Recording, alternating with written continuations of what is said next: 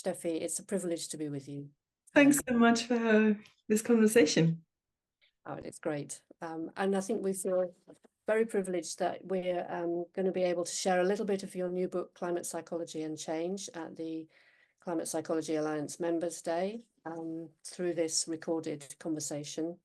Maybe I should give the book its full title, Climate Psychology and Change, Reimagining Psychotherapy in an Era of Global Disruption and Climate Anxiety. And you've said when you've talked previously about the book that it reckons with the ways power, colonialism, capitalism, and our innocent seeming familiar perceptions impact on the way we respond to the meta-crisis while shaping Western psychology as we know it. What do you hope readers will find in the book, and what effect do you hope it will have on them?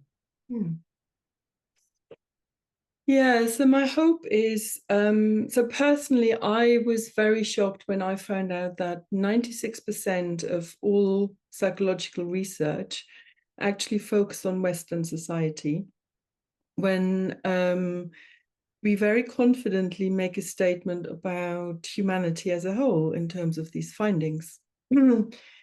And so my hope is to question our sense of, so when I say our, I mean Western society's sense of normal and our view of what it actually means to be human.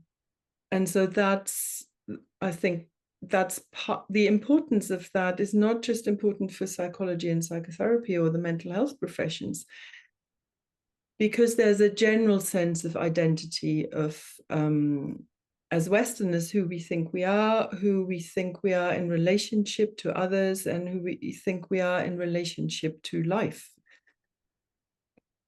And if our way, so for instance, the way we see or define good mental health is often the ability to function symptom-free within this society, in a very individualistic society, a society that has written colonialism, patriarchy into its fabric.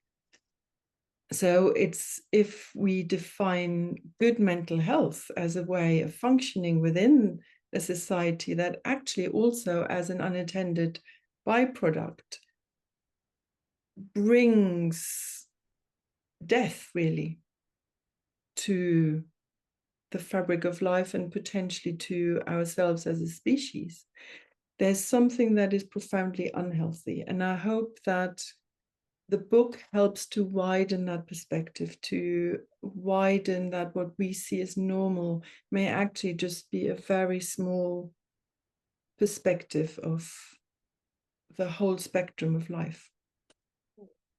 I know that the extracts you're going to share with us may illustrate that in very immediate and powerful ways.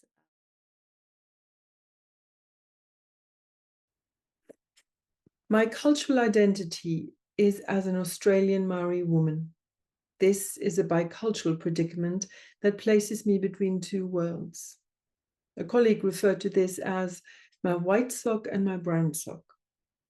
In order to maintain a seat at the table of the profession of psychotherapy, it is necessary to arrange my Indigenous worldview and to step into a cognitive space of borders and established Western theories and concepts. My professional context is as a psychotherapist and a Maori healing practitioner. So, what will it mean to decolonize psychotherapy? From an Indigenous perspective, the attempt to decolonize psychotherapy requires a conscious declaration of lineage. Our profession often assumes that our field is the apex of the evolution of the helping professions, without explicitly naming the colonial ground on which this assumption rests. Its advancement and authority went hand in hand with colonial advancement. Standardized psychological testing and the evolution of conditioning studies coincided with the suppression and vilification of cultural healing practices. the cultural and geographical lineage of psychotherapy was not acknowledged during my Western education. From an indigenous perspective, culture is always part of healing, and culture needs healing. Culture is a living process. Culture, spirit, and identity are linked across time and place to country and kin. Healing occurs when these reconnections begin to be made.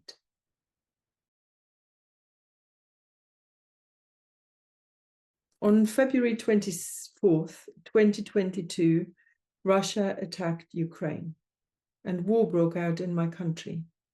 Suddenly, I was the same Gestalt therapist and Gestalt Institute director, but now in a war situation.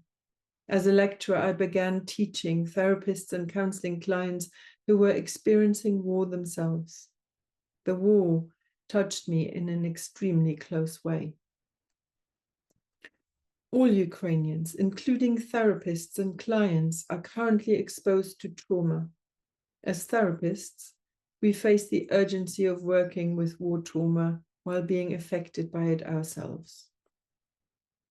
The collapse of the background in the case of war trauma happens because it is not just one connection that collapses, but the entire familiar system of belonging at the local, communal, and national levels, such as social networks, professional context, and local embeddedness. When a loved one dies, you go outdoors and see that everyone keeps living while you grieve. You may think, why is everyone doing well when I am not? At the same time, the psyche is supported by things in the background remaining stable.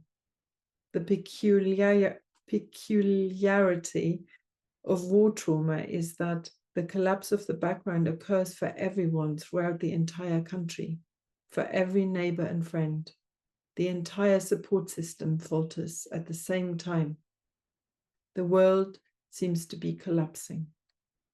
This is scary and makes it harder to reach out because everyone needs support, and others may have even a more difficult situation than you.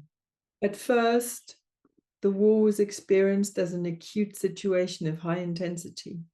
Over time, it turned into a chronic situation of high intensity. We are adapting, just as we adapt to extreme heat or cold.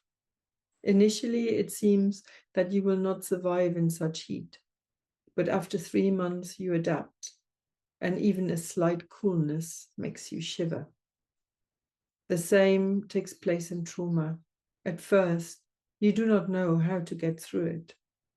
Then you build new support, you adapt. What is staying with me is the fragility of a sense of self and identity, whether professional or just human, in both a colonial context and a context where war has disrupted everything that is familiar and reliable to us. And so I'm sitting with this feeling that the trauma is in all of us, and we are the trauma. And what do we lean on? Yeah, that sums it up. Yeah. Thank you so much for this very brief conversation. It's so nice to speak to you. And you, Steffi.